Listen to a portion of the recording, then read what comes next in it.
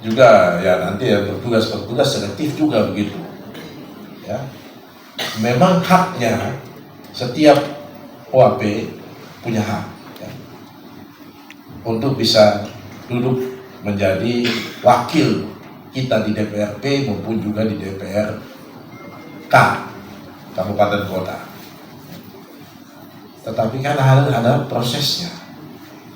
Walaupun dibilang ini pengangkatan, tapi juga bukan penunjukan.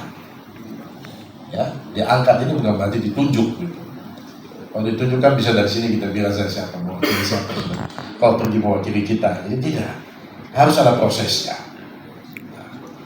Dalam sistem pemilihan ini di dunia itu hanya ada dua model. Ya, model yang pertama disebut dengan pendekatan yang disebut dengan pendekatan mekanis. Ya. Kalau mekanis berarti semua orang memilih. Ya.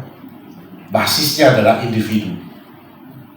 Jadi tadi penduduk yang sudah memenuhi syarat itu biasa menggunakan pendekatan mekanis.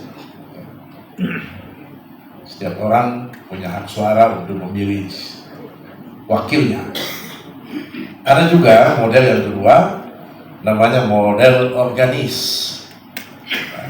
Bisa berdasarkan pada kelembagaan ya, atau kelompok kepentingan dan seterusnya. Itu jadi ada dua caranya, di dunia ada dua caranya. Jadi artinya kita memilih ini juga dengan dua cara itu juga. Hanya ada satu hal yang penting yang ingin saya garis bawahi. Jangan sampai kita ini, tadi kan kita mau menyelesaikan masalah. Tapi jangan sampai kita menyelesaikan masalah, menimbulkan masalah baru, Pak. Ya, niat kita baik semua, niat pemerintah luar biasa tadi. Untuk memberikan ruang yang lebih luas bagi partisipasi politik orang asli Papua. Ya. Tapi jangan sampai ruang yang luas ini kemudian menjadi sumber konflik. Sumber konflik. Karena itu saya ingin menggarisbawahi ada perbedaan prinsip, ya, ada perbedaan prinsip antara MRP dan DPRP dalam hal proses pemilihan ini. Kalau MRP jelas ada adat, ada perempuan, ada agama. Adat kita semua tahu. Kita semua yang tahu adat ini, kita tahu semua adat itu eksklusif. Ya. Tidak bisa adat A diwakili oleh adat B. Ya. Jadi tidak bisa nanti adat Moi diwakili oleh adat Membran atau sebaliknya. Atau adat di Imeko sana diwakili sama teman-teman dari Tambrau. Tidak bisa. Itu eksklusif. Adat, ada keterwakilan adat ya, yang menentukan adalah masyarakat adat yang bersangkutan, tidak bisa oleh masyarakat adat yang lain. Ya, itu secara turun-temurun begitu. Kalau kita bicara adat itu begitu, tidak bisa kita campur adukan. Nah, itu kalau yang ada di MRP sana. Dan kemarin prosesnya sudah jalan ya, melalui berbagai kelembagaan ya, adat, kemudian menghasilkan wakil-wakilnya. Itu sudah selesai ya. Ada sedikit dinamika biasa. Sesuatu kalau mulus-mulus terus juga tidak bagus juga.